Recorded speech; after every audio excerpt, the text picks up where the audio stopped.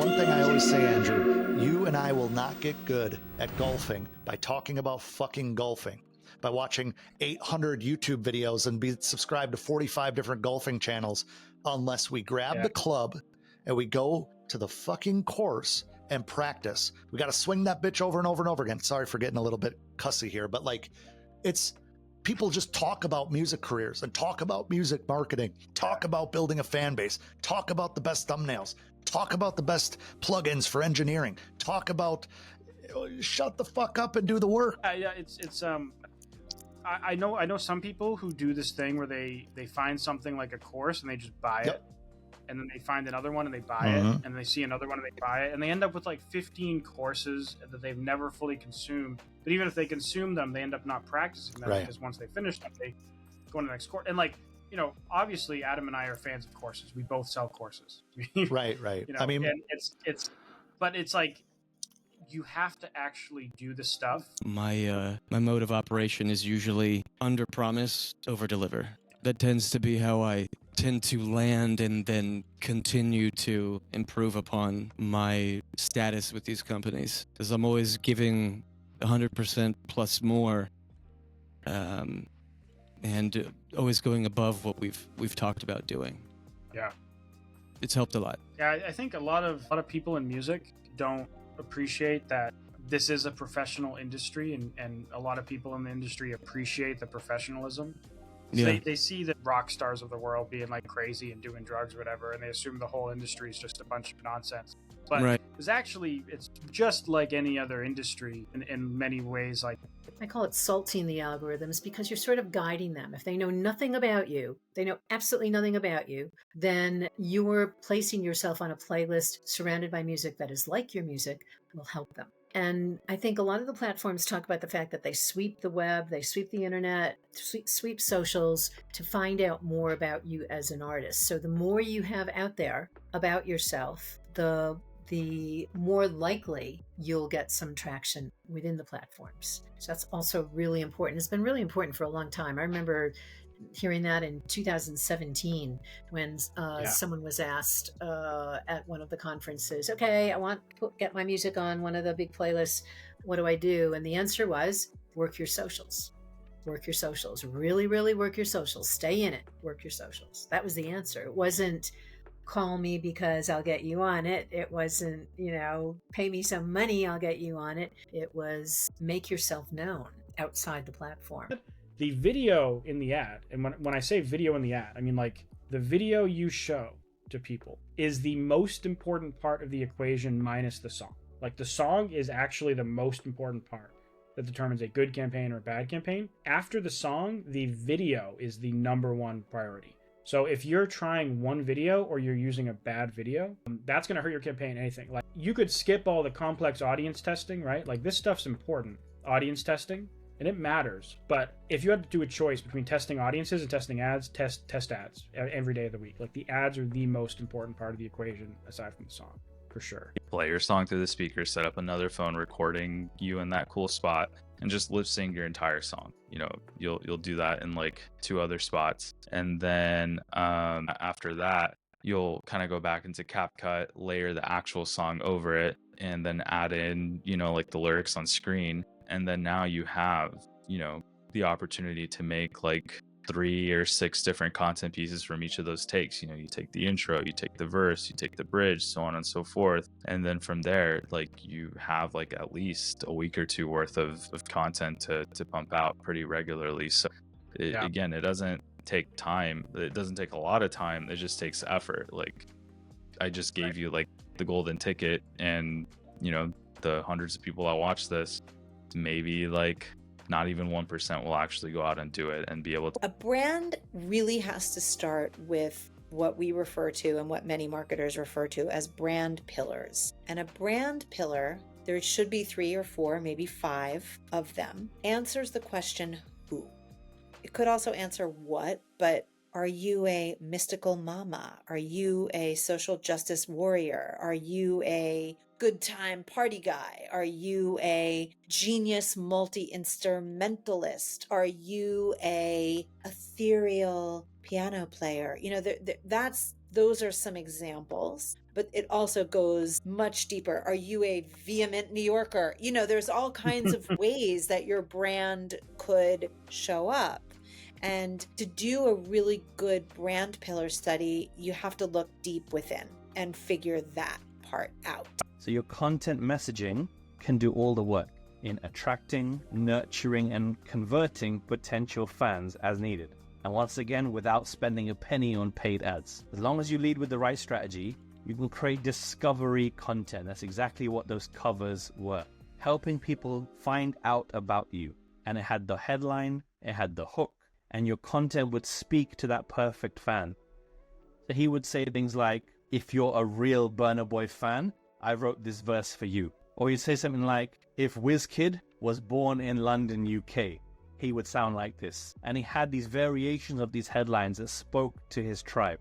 And so the right type of audiences found the content. No, AI is not going to replace artists or musicians. Musicians using AI, artists using AI are going to replace artists not using AI. That's the fact of the matter. It's not going anywhere. It's like the internet. It's here to stay. The can of worms has been opened, and you can't put the worms back in. No, it's not going anywhere. It's only going to get crazier. All the AI tools around today, ChatGPT, Suno, whatever, if they were made illegal, like it wouldn't matter. They would still be around. It's like we couldn't even solve Napster and LimeWire, right? Like illegal music downloading. They kept squashing companies when new ones came up every day. And so the only way they could solve it was to invent music streaming. Yeah. And so, you know, the AI thing's here to stay. Now it's just about how it's used. You're going to stay on the outside and you're going to kind of observe and you're going to get better and you're going to build your skills until eventually you can get closer to the peak of that wave and you're able to handle it. But everything comes in steps. You're not just going to wake up one day and surfing and all of a sudden be able to surf the peak of a great point break with no experience, observation, and practice. You have to work to build there. And it's the exact same thing with social media. You're not just going to go be great at social media if you haven't sat and observed and watched what other people are posting. I think that's partially why generally younger people tend to be more natural at doing good on social media, is because they just spend more time on the platform. You know, if you've spent like 1 hour in your life on Instagram and then you try to make content for Instagram, I feel like you don't necessarily understand the scene. Instead of saying, okay, I'm gonna write all these things and try to find like one song that is better than the best of what I've written, they're like, okay, I've written these 4 lines, what I'm thinking today. Let's like do a short video about it and put it in context, and I see how people will react. And even if it doesn't work, okay, either I keep it or I'll erase it. There's no like big consequences about that. And then when they have something that is getting traction and getting attention, they can make it a whole song. It's something I've seen like a lot of, particularly like, I don't know, between 18 years old to like 23 years old artists do. And they do it so naturally that it's even like kind of like, how do they do that? And they repeat it like every video with new lyrics and all of them get traction, get interest, and you're like, wow, it's impressive how they're able to like make new material. But it's also because they produce shorter material, so they're able to like have more of like this in multiple pieces and get attention on that. Folks, this is a long game. It takes a long time to get a deal. It takes a long time for that deal to be ratified. It takes a long time for the music to get up on the library. It takes a long time for anybody to find the song on the library. It takes a long time once it's played to get paid, because you probably aren't going to get paid for 9 months, 3/4 of PRO. And that is if it is correctly put on a cue sheet. There's so many ifs and long waits in this business. So while it's cool, while it's awesome, it's just a long haul, and you need to be ready for that. I talk about this in my course. It's one of the main, it's a whole chapter to itself, the mental games that you have to play with this, you know. So. Spotify publicly says that they use music blogs as a signal for which songs are performing well. I think they do this 2 ways. Number one is actually Hype Machine. When Spotify was getting started back in 2013, Hype Machine was at its peak. And I believe, although I may be mistaken, that they tapped into Hype Machine's popular chart for the API signals. They tapped into their API for signals about which songs were doing well. So I wouldn't be surprised if that's still somewhere in their algorithm. But the other one that they do, I've always tried to figure this out, and I think I finally understand how they do it. But they say they are looking at blogs to figure out who's covering you. I think that they're looking at Spotify embeds. So when you embed a Spotify player on a website, Spotify's analytics can easily track that. And that's something that algorithmically they can plug in. What sucks here is that that's a really bad user experience. Number one is the song. Music matters. Hit songs typically outperform bad songs. Something that I can clearly see with my own music, because many of my songs, as much as I enjoy them, are not hits. Number two is the audience. Who sees our music ads, all right? For ads to deliver the most listeners, streams, and fans on Spotify, they need to be shown to the right audience of music fans. And then number three, the data. This simply means that music ad campaigns need to run long enough to gather data and optimize to show their full potential. That's one of the reasons why I run every campaign for at least 30 days. So I think in general, my opinion on advertising platform is the same as my opinion on like internet content, in that the algorithms are getting scary good, and so it's about like creating content that works well with the platforms. That's like, I think that's the key to running good ads, is to creating good content. So if you think about the analogy that I use is like 8 years ago, maybe on Twitter, now whatever, you used hashtags, or like Instagram back in the day, you used hashtags, like tell the platforms, like, here's what this post is about, hashtag blessed. Now it just knows that you're blessed when you share video where you are blessed in the video. But like, now when you share a piece of content, the algorithms are smart enough to know that, okay, here's what this is about, here's who I will show this to because of what it's about. First up, what you want is great music.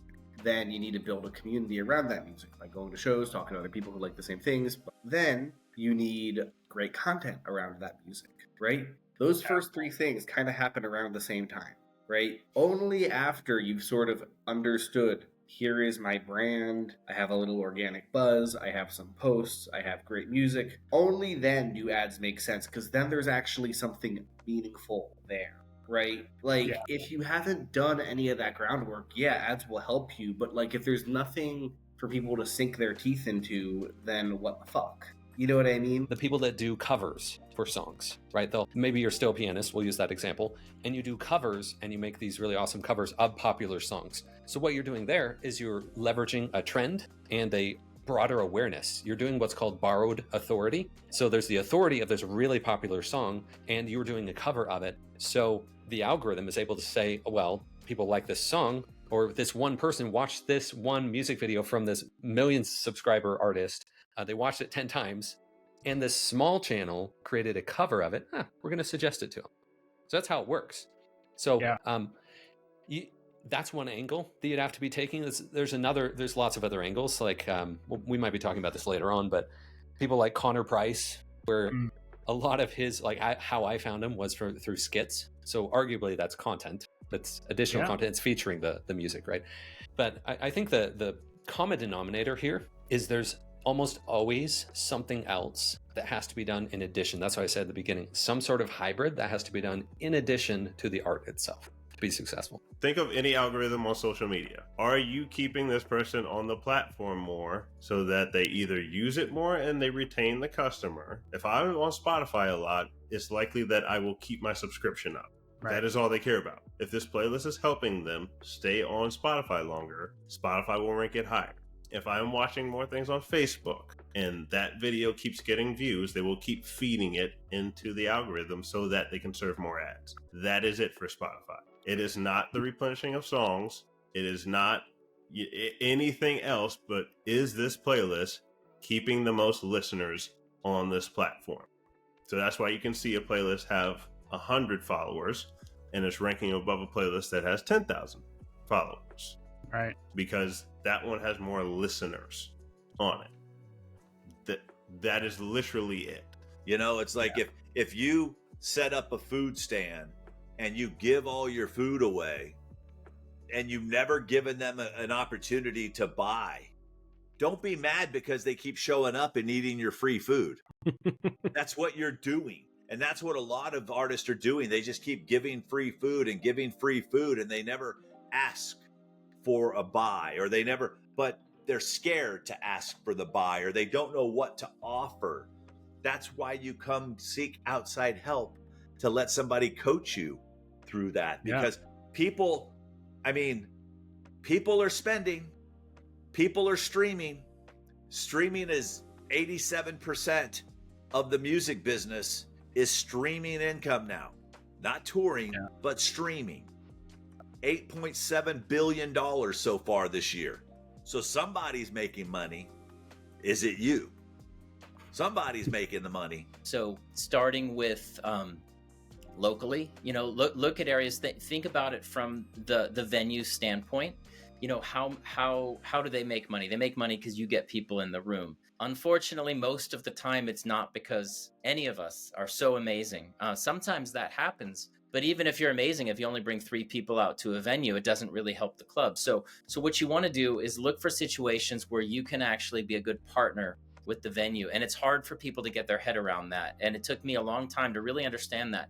But if you look at the people kind of behind the curtain and behind the scenes as partners, and you want to bring a lot of people in and they make money, and then yes, you got to be prepared to do your best with your music. But honestly, I hate to say it, but that's secondary. I mean, they're really going to look at the bottom line. Did they make money to keep their doors open when you were there or not? So the way to do that is to find something realistic. A good creator is checking their analytics and optimizing, is trying to make the best product possible, and is looking at it like a business. So like, they're looking at the audience. My audience liked this more than this. They liked when I wore a red shirt versus a blue shirt. They liked when I was in the left corner versus the right corner of my screen. They liked when I talked versus had music behind. Every little thing they're thinking about, like, okay, why did this do better than this? Why is that doing better than that? And because artists sit a lot in their feminine energy when they're creating music, I think a lot of times artists struggle to like get out of that, if you know what I mean. And so when they're looking at social media, they're like posting and then not looking at it. And the problem is, or hiring someone, which is fine, you can hire someone. The problem is you have to understand it enough so that when they tell you why, you're understanding your audience to say, okay, that makes sense. Okay, so first of all, you want to optimize everything. You want to optimize your website, you want to optimize your YouTube channel, and you want to optimize your social media, because social media is now using SEO as well to rank.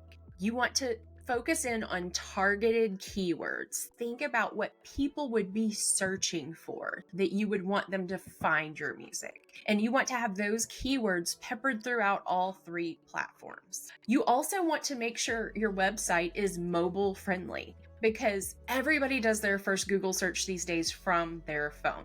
You're looking at what bands are playing in town. You open up your phone and scroll through what's going on. Then you also want to add alt text to all of your images with that targeted keyword in it. That is going to drive you up in the Google rankings. Like, this will not work for deathcore, for example, probably at all.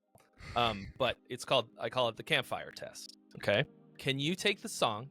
Can you just strum the chords on an acoustic guitar, sing the song, and it's still great? Okay. All of the great songs of history will not only stand up to the campfire test, but they'll survive the worst karaoke performance ever. Not the worst one, but let me think of a good example. I'm going to use Don't Stop Believin', even though I personally don't like that song for reasons having nothing to do with the song itself. If some tone-deaf asshole gets up on stage 3/4 in the bag and can't sing, people are still going to sing along and pump their fist in the bar. Yeah. Okay? And if you bring your acoustic guitar to the campfire and sing it, it's still great. All right.